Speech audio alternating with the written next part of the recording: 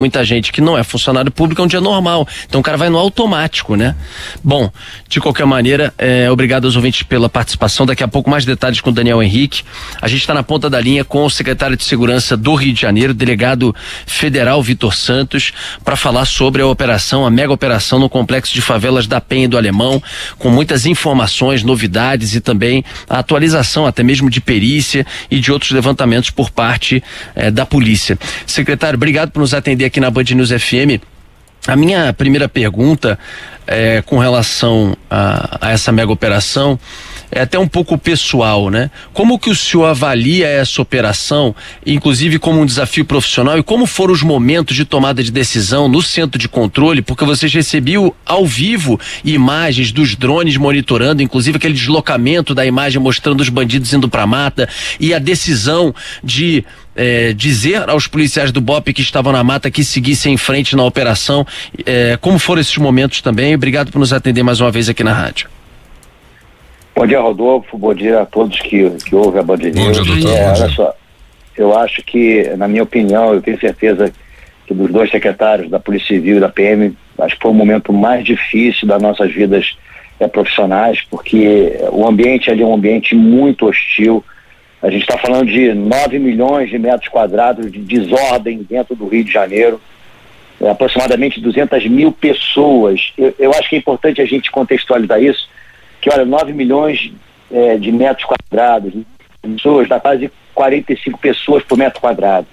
Olha a densidade demográfica que se vive naquela comunidade, naquelas comunidades do complexo da Penha e do Alemão. Então, planejar uma operação desse vulto, tendo a previsão que haveria uma resistência muito grande, isso tem históricos, né, daquela região. A última, por exemplo, aquela casa da senhora toda furada de tiro, parecendo uma cena de zonas de guerra fora do Brasil. Então é uma decisão muito difícil para se tomar. Eu acho que, para mim, pessoalmente, foi a mais difícil, porque no momento que a gente faz um planejamento, né, todas as forças policiais planejando juntas e mostrando que o ideal seria deslocar o local de contato, sim, o local do momento de tentar prender aqueles 100 criminosos identificados e com mandado de prisão, tirar dessa área edificada, onde tem essa grande densidade demográfica, para uma área de mata, é um risco muito grande para as forças policiais, porque os policiais ficam numa condição de vulnerabilidade muito maior do que aquela que estivesse numa área edificada, onde você tem condições de se abrigar. Mas o peso maior foi de que nós, profissionais de segurança pública, nós, policiais vocacionados, assumimos o risco de, ninguém espera isso, ninguém quer isso, mas assumimos o risco de eventualmente perdermos a nossa vida cumprindo a nossa missão. Então é uma decisão muito difícil. Eu e outros já tivemos ali naquela região, aquela região da Vacaria, a região da Mata, é uma região muito difícil até de você progredir e muito mais de você buscar um abrigo. Então essa decisão foi uma decisão mais difícil. Mas assim foi feito, né? A coragem do governador Cláudio Castro de apoiar essa decisão, a coragem e liderança dos dois secretários, o da Polícia Civil, Felipe Cury, e do comandante da PM, Coronel Menezes, nesse sentido de expor a tropa, de expor esse risco em prol daquelas pessoas inocentes que moram realmente ali, moram naquela comunidade, vivendo essa situação, foi bastante difícil. E o resultado foi esse, né? A gente tem dentro do planejamento a questão da superioridade operacional. A gente imaginava um confronto de cerca de 500 criminosos, por isso 5 vezes o efetivo dos criminosos, ou seja, 2.500 policiais mobilizados para essa operação.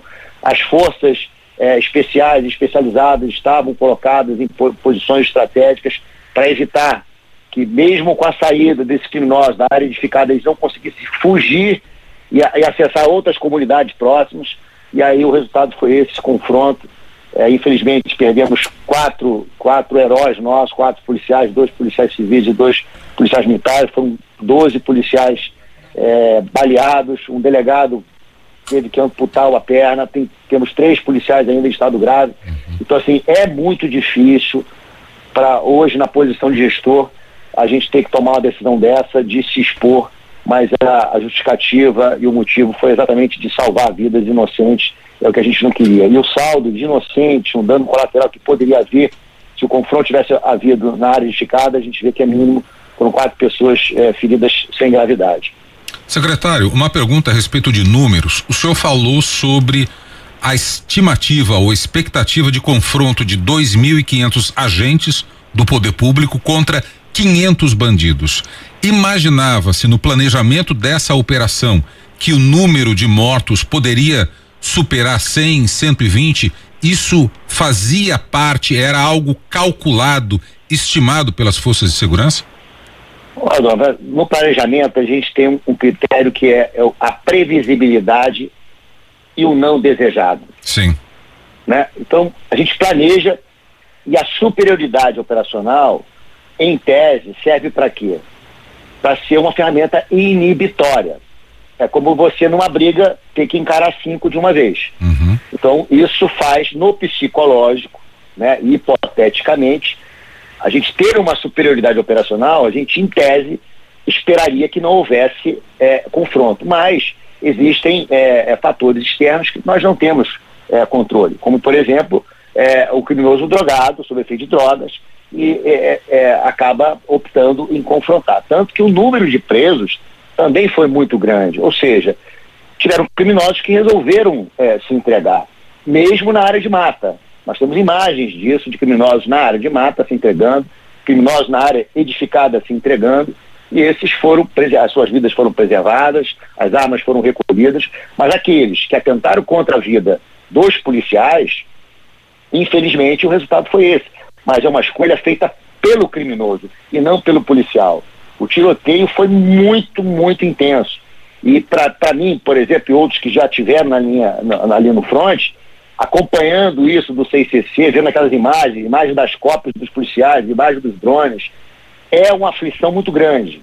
O policial do BAC, por exemplo, foi baleado, foi alvejado algumas vezes. Ele demorou 2 horas para sair da área de conflito até ser socorrido pela ambulância. É muito difícil. Você olhar uma imagem do drone, ver um policial civil baleado no mato, e a gente tem que montar uma operação indicando aos policiais onde ele estava para poder resgatá-lo de lá, achando ainda que ele estava com vida, obviamente, e aí, infelizmente, naquele momento a gente verificou que ele já tinha falecido, havia óbito. Então, assim, é uma aflição muito grande a gente olhar todo esse cenário. Eu imagino a população que fica dentro de suas casas, e por isso que a gente sempre orientou durante a operação: permaneçam em suas casas, porque todo o conflito a gente planejou para que não houvesse nessa área edificada e não expusesse aquela população a um risco maior. Secretário de Segurança do Rio de Janeiro, Vitor Santos, a gente está em cadeia com a TV Bandeirantes, com a Rádio Band News FM também em São Paulo, a Rádio Bandeirantes, Band News TV. Conseguimos agora de manhã um vídeo exclusivo mostrando o confronto nessa mata da região ali da Vacaria, onde foi o principal confronto. As mortes aconteceram basicamente ali, inclusive as mortes de 2 policiais do BOP. 2 policiais do BOP morreram no confronto da mata, nessa área de mata. E eu queria que a gente colocasse, por favor, Agatha, esse vídeo que mostra o confronto, para que eu ouça o secretário sobre esse momento do confronto e o que ele pôde captar ali. Então, por favor, solta o vídeo aí.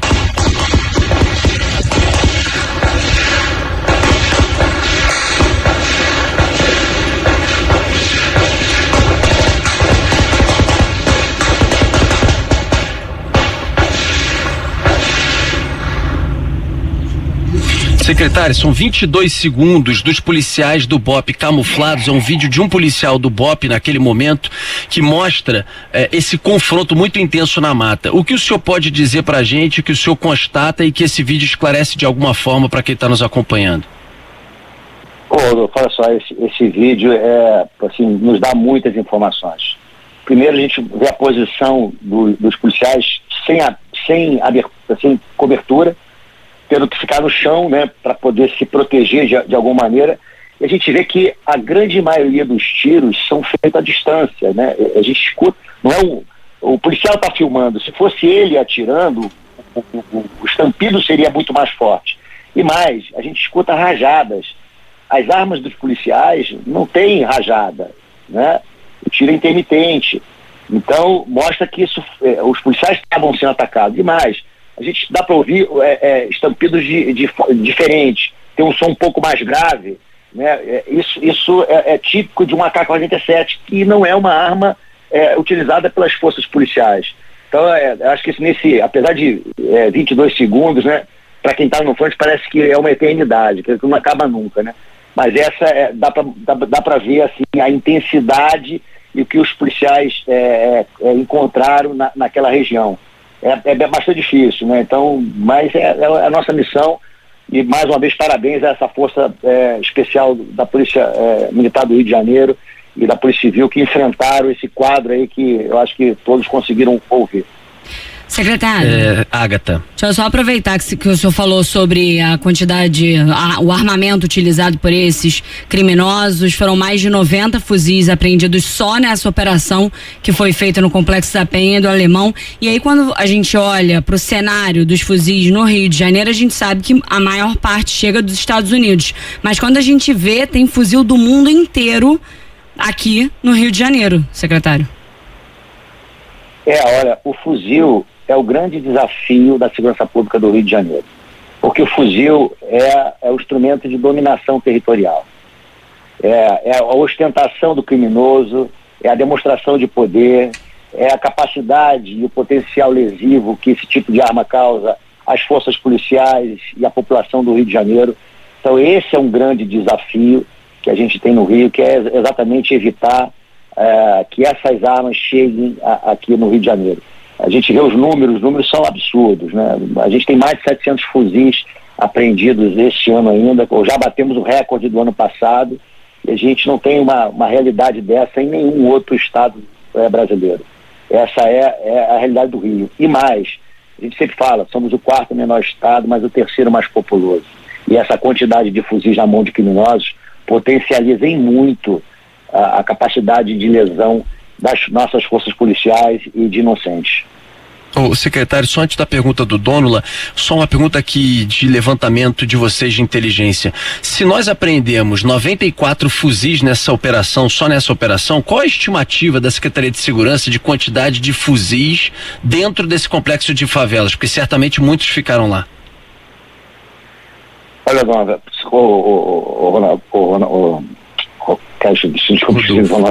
Rodolfo. Olha só, mais de 1.000 fuzis em todo o complexo. Com certeza. A quantidade é muito grande, E isso são dados de inteligência, porque como é que a gente mapeia isso? A gente vê cada ponto de contenção, cada ponto de venda de drogas e obviamente com fontes humanas que indicam, olha, cada contenção normalmente existem 2 ou 3 fuzis.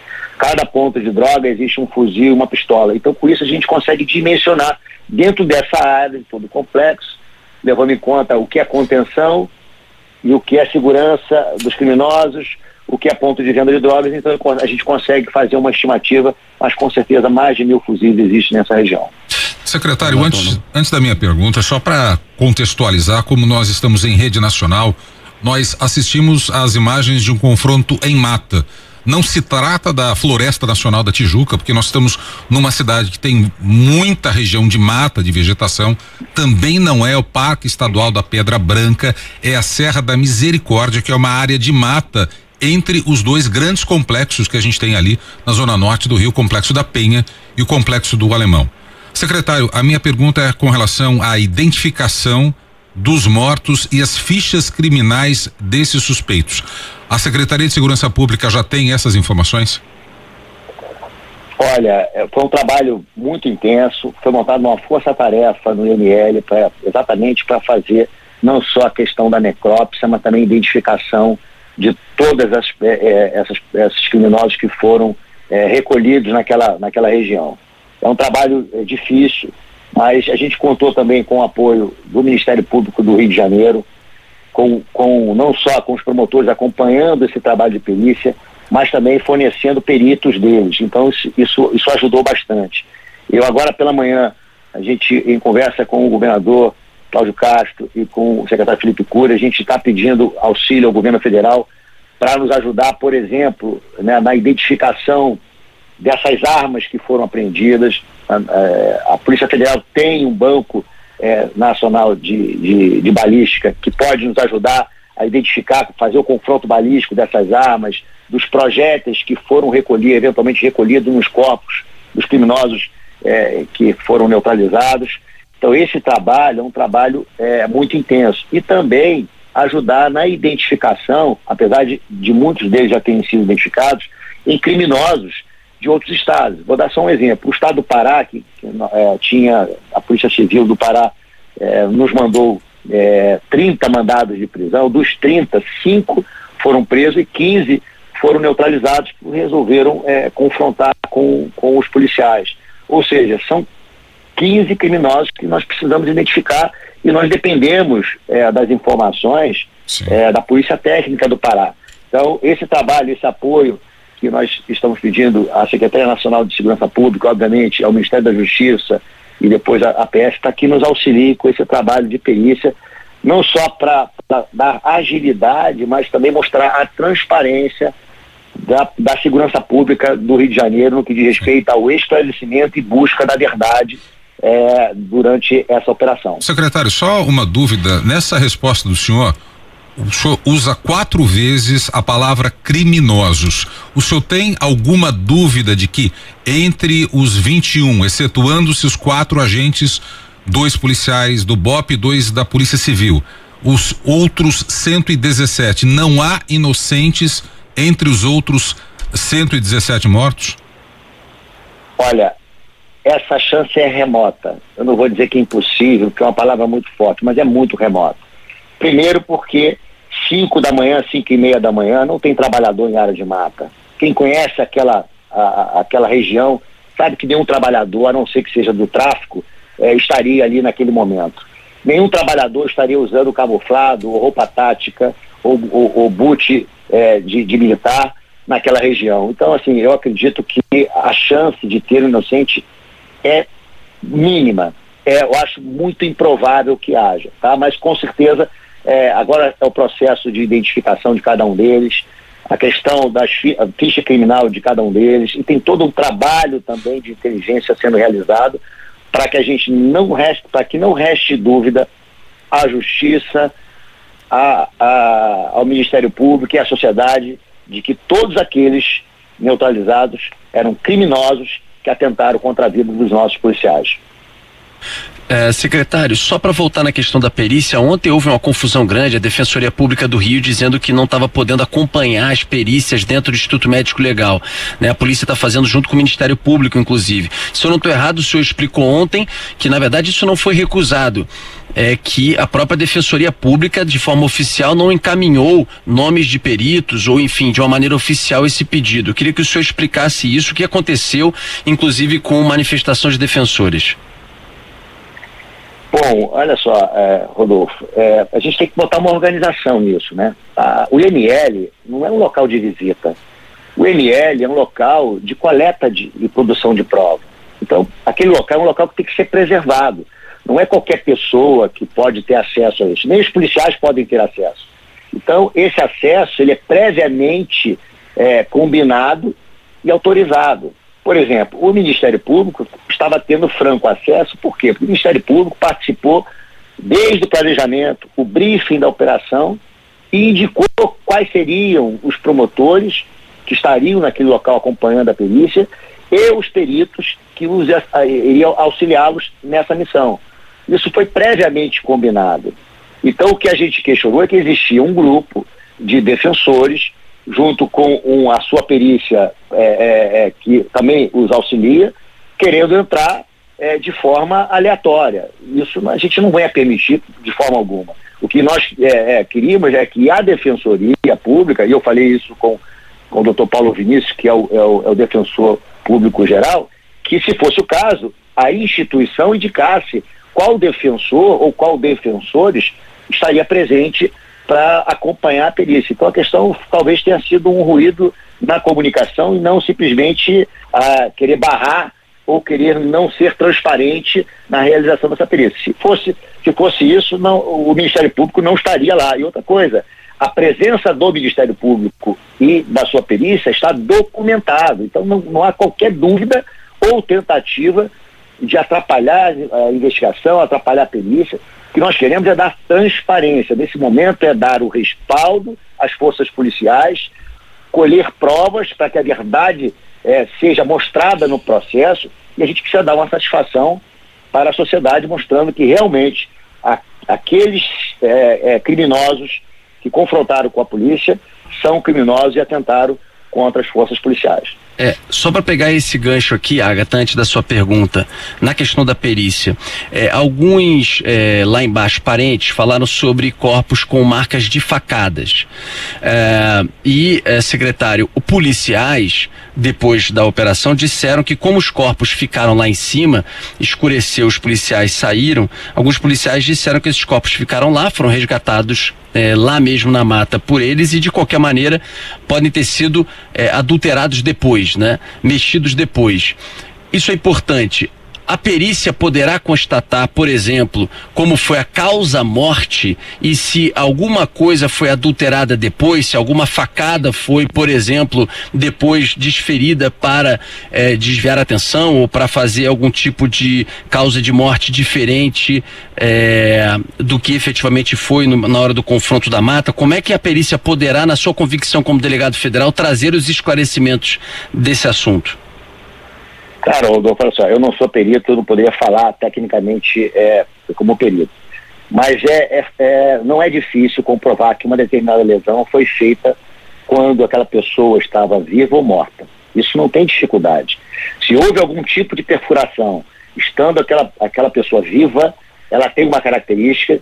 Se ela já estava morta, a característica é outra. Isso é facilmente verificado pela perícia. Então, quanto a isso, a gente não tem nenhuma preocupação. Todos os corpos foram necropsiados e com certeza materializado cada lesão, indicando qual foi a causa-morte e se aquela ferida foi produzida quando a pessoa estava viva ou depois dela morta. E para isso existe um inquérito instaurado na 22ª DP, exatamente, fraude processual, vilipêndio ao cadáver, tudo isso vai ser apurado nesse inquérito na 22ª DP, porque são fartas as imagens mostrando, não só nossa, com os drones, mostrando, né, os criminosos entrando na mata, fardados de fuzil e depois saindo, né, encontrados naquela rua de cueca, e outras a gente vendo que algumas fardas, uniformes encontrados dentro da mata e outros criminosos retirando essas fardas já com os criminosos acumulados naquela rua. Então, assim, nós temos fartas imagens e provas que mostram que realmente o crime organizado agiu com vistas a desfazer o local para que deslegitimar a ação policial.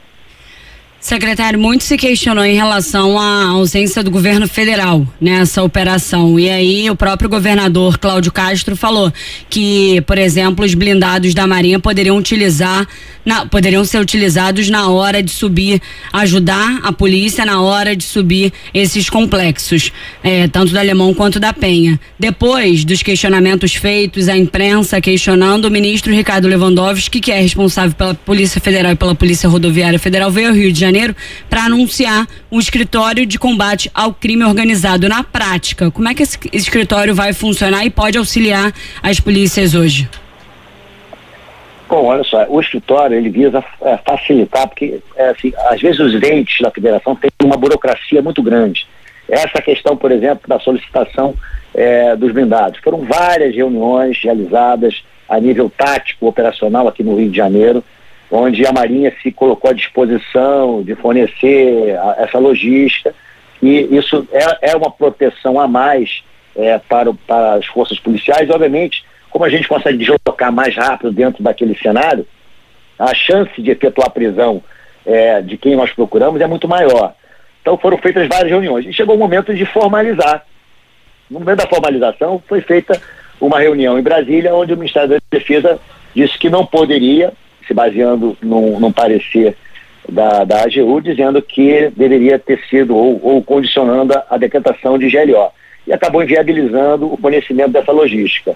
Então, veja que essa é uma burocracia muito grande. Eu acho que a ideia do governador Cláudio Castro, do escritório, e foi aceita pelo ministro Lewandowski, é que esse escritório, representado por mim aqui no Rio de Janeiro e pelo doutor Sarrobo, que é o nosso Senasp, a gente visa agilizar essa burocracia, né, dando mais eficiência e eficácia às ações que a gente precisa tomar no Rio de Janeiro.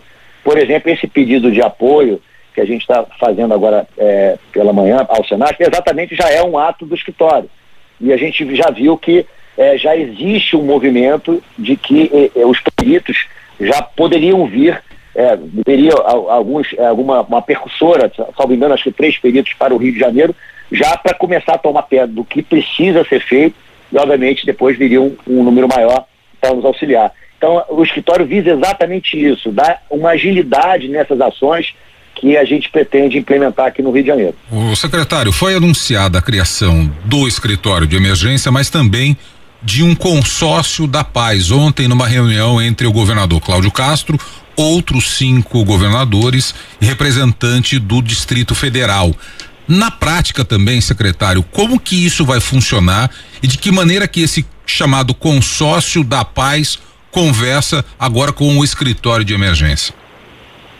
Bom, assim, primeiro que a gente entende que não há sobreposição de recursos humanos e material, né? Então, são coisas distintas. A parte do escritório é uma parte muito mais tático-operacional, para a gente dar agilidade. E o consórcio é a nível estratégico. Por quê? Porque hoje o problema do Rio de Janeiro é o problema do Brasil inteiro. A gente vê a quantidade, como eu dei o exemplo aí, de criminosos do Pará. 30 criminosos do Pará. Né? O governador Caiado falou que só dele lá, a relação que passou pra gente, 46 em Goiás. Temos criminosos da Bahia, do Amazonas, ou seja, é um problema que nós temos no Rio de Janeiro que afeta o Brasil inteiro.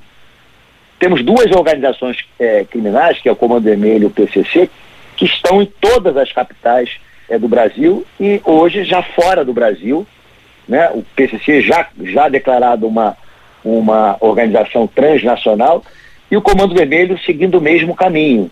Então esse consórcio, ele vai nos ajudar muito, porque a nível estratégico ele dá força a essa atuação a nível tático operacional, porque são recursos que se unem, são dados de inteligência que a gente consegue consolidar e dar agilidade. Então esse consórcio é muito bem-vindo, eu achei muito, muito boa essa ideia. Secretário, só uma pergunta, o senhor falou de recursos, o senhor espera receber policiais também de outros estados? Olha, se necessário for, tá? É o que eu digo, na parte tática operacional a gente não alinhou isso. Mas, por exemplo, nós temos as divisas dos estados. Talvez reforçar essa divisa, né, com os estados que são limítrofes, por exemplo, com o Rio de Janeiro, criando limites mais rígidos de segurança. Sabe que Mato Grosso do Sul, por exemplo, o governador estava próximo. É uma rota de drogas e armas. Passa por São Paulo, passa pelo Paraná. Então, se cada polícia fizer um esforço de ter uma concentração de policiais nessas divisas, isso por si só já ajuda bastante, porque aumenta o risco do criminoso ser preso nesse transporte e nessa logística de chegada de drogas e armas ao Rio de Janeiro.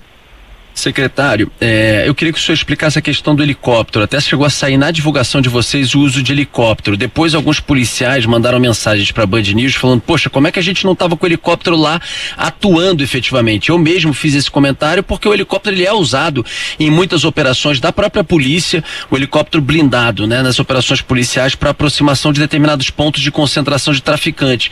Era importante, a polícia usou drones, mas não usou helicóptero. É importante o senhor esclarecer isso, claro, podendo dar alguma informação que obviamente não atrapalhe a estratégia da própria polícia, né? Claro, Rodolfo, olha só, quando a gente fez a decisão de transferir o contato da força policial com os criminosos da área edificada da Parada de Mata, a dificuldade qual é? Será que a aeronave seria capaz de identificar quem eram os policiais na mata, já que os criminosos, em sua grande maioria, estavam usando roupas táticas muito com as dos policiais? Então isso foi uma decisão também difícil. Por quê? Para preservar vidas. Então a chance de haver um disparo de uma aeronave nossa na nossa própria força era muito grande. Então, não só isso, e a gente também pediu o fechamento do espaço aéreo. Por quê? A gente sabe que muitas emissoras usariam suas aeronaves para tentar filmar a operação. E a gente viu que poderia haver um risco muito grande de criminosos da área de mata, encobertos pela mata, fazer disparos nessa aeronave para derrubá-la e, obviamente, desviar a atenção das forças policiais, causando a sua interrupção. Então, isso tudo fez parte do planejamento e, por esse motivo, a gente resolveu não usar as aeronaves com essa finalidade. Usamos, sim, uma aeronave com a distância segura, através do FLIR, acompanhando toda a operação de longe. Secretário, muito se falou ontem sobre vazamento, ou possível vazamento da operação.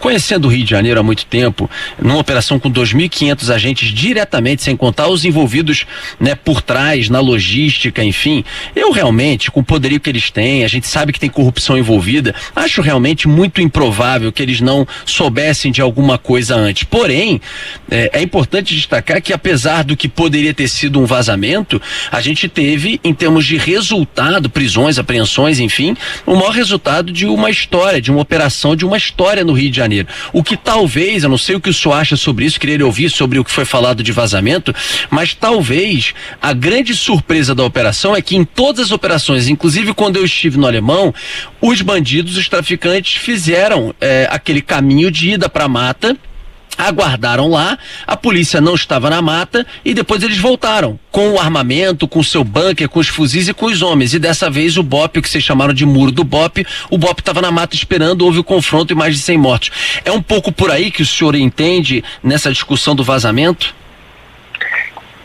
Claro, Rodolfo, olha só, na realidade não acredito no vazamento. O vazamento para mim é um vazamento qualificado, ou seja, eu vou em determinado local e lá eu não encontro aquilo que eu procurava. E o que a gente procura não é só o criminoso. Foram 180 mandados de busca e apreensão. Foram recolhidas várias mídias nesses locais, né? Identificado, por exemplo, redes de Wi-Fi onde os criminosos utilizaram. Aquele IP já nos dá muita informação. Todas as pessoas que acessaram aquele IP podem ser identificadas. Mídias que a gente consegue ter acesso a arquivos na nuvem, que podem nos dar informações para robustecer ainda mais a prova nessa investigação feita pela DRE. Então, se fosse vazamento, com certeza essas provas teriam sido destruídas. E isso não aconteceu. Agora, que a gente não pode ser ingênuo achar que os criminosos, com todo o seu poderio, não consigam monitorar as forças policiais. E há de convir a mobilização de 2.500 policiais, né, que saem das suas bases com carros ostensivos, blindados. Essa movimentação por si só já gera uma desconfiança dos criminosos. E claro, com esse efetivo, uma operação só pode ser num grande complexo, seja ele da Penha, da Maré, do Alemão, da Rocinha. Certamente eles, como eles dizem, geram um salve, né, pelas redes de WhatsApp, grupos, dizendo que vai haver uma operação. Agora, o resultado que essa operação apresentou mostra que não houve vazamento. Secretário, hoje, 3 dias depois, a gente fala em território ocupado pela polícia? Bom, ocupar o território, eu não gosto de usar esse termo porque é impossível a gente ocupar território no Rio de Janeiro. É uma conta básica. Nós temos 53 mil policiais militares e civis no Rio de Janeiro. São aproximadamente 1.900 favelas. Se nós dividimos todo esse efetivo, esquecendo o trabalho administrativo, se colocarmos 100% para ocupar a comunidade, a gente teria um efetivo de 7 policiais por comunidade. Aí eu pergunto a vocês, a gente teria condições de ocupar as comunidades do Rio de Janeiro? Sim. Não dá. É um processo, é uma construção. Nós temos 813 favelas só no município do Rio de Janeiro. O percentual de moradores de favela no Brasil é de 8,1%. E mesmo sendo, entre aspas, baixo, 8,1%, se juntarmos todas as favelas do Brasil, a gente se torna o 3º maior estado brasileiro. Isso é um absurdo. Sim, no Rio de Janeiro, esse percentual é de 22%. Sim. A gente tem quase 1/4 da população do Rio de Janeiro morando em favela. Então, o desafio é muito grande. A gente precisa entender que aqui a gente não vai prometer uma solução mágica, uma bala de prata que vai resolver o problema do Rio de Janeiro. A gente tem problemas crônicos no Rio de Janeiro. E uma delas é exatamente a desordem, que é a regra no Rio. A quantidade de favelas que temos no Rio de Janeiro é um grande desafio. Agora, não é um grande desafio só para as forças de segurança. É um desafio para todos os entes da federação. Prefeitura, Estado e União. Por isso que a decisão do STF ela é acertada no momento que determina a reocupação desse território. Agora, isso tem que ser de forma técnica, gradativa e com um plano perene. A gente não pode ter um plano com voo de galinha. Exatamente. Claro, a gente precisa ter um plano estruturado. Agora, a gente precisa delimitar uma área, ali ser o projeto piloto, ele sendo consolidado, ele tem que irradiar para todo o estado do Rio de Janeiro até as suas divisas. Secretário, e não de forma aleatória, pontualmente, em determinadas áreas. Secretário, o senhor faz uma análise, claro, do cenário como um todo, mas durante a entrevista o senhor disse que dos 100 fuzis apreendidos, esses 100, eles representam uma parcela de aproximadamente, há uma estimativa de mais 900 lá. Se não dá para agir no todo e na parte e nesses complexos, o cabeça que era procurado, o tal do DOCA, não foi localizado. Nós temos mais 900 fuzis ali. Qual é o próximo passo? O que fazer depois dessa mega operação? O que fazer? Qual é a tarefa de casa, o dever de casa depois do ocorrido essa semana? Olha, dona, o trabalho continua. Foi uma investigação de um ano. Existem outras tantas investigações, não só naquela região, mas em todo o estado do Rio de Janeiro. O trabalho é focado exatamente nisso, identificar quem são os criminosos, mas principalmente qual é a fonte de receita, qual é a fonte de custeio dessa atividade criminosa. Esse é o grande foco da segurança pública no Rio de Janeiro. Porque o fuzil só chega até o criminoso porque ele tem dinheiro. O crime é um negócio. E no Rio de Janeiro, o crime não é só mais vender drogas, é a exploração de vários serviços e muitos deles concessionados do Estado ao particular. Então, essa visão tem que ter. Recentemente, mais uma fase da Operação Contenção, tem uns 4 ou 5 meses atrás, a Polícia Civil fez o maior bloqueio de recursos da história da polícia. Foram 6 bilhões de reais numa operação onde mostrou a atuação do Comando Vermelho com o PCC. Então, essa é a realidade que a gente encontra no Rio de Janeiro. O CIFRA, que é o Conselho de Investigações Financeiras, detectou no ano passado 58 bilhões de reais de movimentação. Então, o foco é o dinheiro. Agora, claro que existem ações imediatas, médio e longo prazo. Como eu falo, um cenário melhor para o futuro do Rio de Janeiro tem que ser construído. A gente não vai aqui resolver o problema do Rio de Janeiro dessa vez ou com essa operação. Mas o que a gente mostrou, e isso é importante destacar, é que as forças policiais vão entrar em qualquer comunidade do Rio de Janeiro. O território é do Estado e das pessoas de bem. Não vai haver local no Rio de Janeiro onde as forças policiais vão ser impedidas de entrar. Foram 2.500 policiais que deixaram suas casas, arriscando sua vida para salvar e libertar aquelas pessoas que moravam e que moram no complexo da Penha do Alemão. A gente precisa liberar o secretário de Segurança Pública, delegado Vitor Santos, até porque ele tem uma entrevista coletiva às 11. Secretário, muito obrigado pela entrevista aqui na Band News FM. Até uma próxima oportunidade e ao longo aí da programação a gente volta a entrevistar o senhor, a atualizar, até porque a gente sabe que tem outras páginas aí para que a gente possa esclarecer ao longo dos próximos dias. Muito obrigado.